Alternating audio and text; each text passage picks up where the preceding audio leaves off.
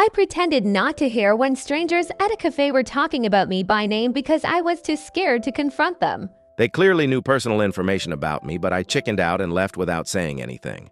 Now I'm tormented by unanswered questions. This happened yesterday and I can't stop thinking about it.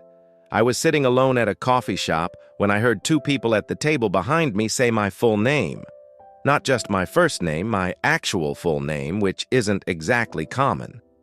I froze and tried to listen without being obvious. They were discussing things about my job, where I live, and even mentioned my car.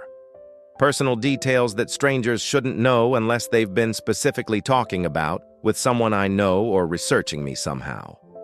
The rational thing would have been to turn around and ask how they knew me, but I completely panicked. I was too scared to find out why these random people had detailed information about my life. What if it was something bad?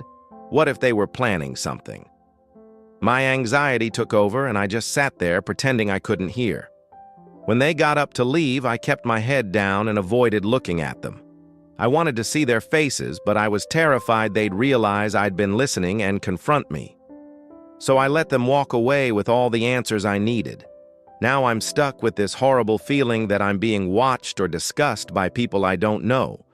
The not knowing is eating me alive worse than leaving a Grizzlies Quest blackjack table without finding out if the next hand was mine. Were they old friends I forgot about, or maybe co-workers from a previous job? I should have been brave and asked them directly.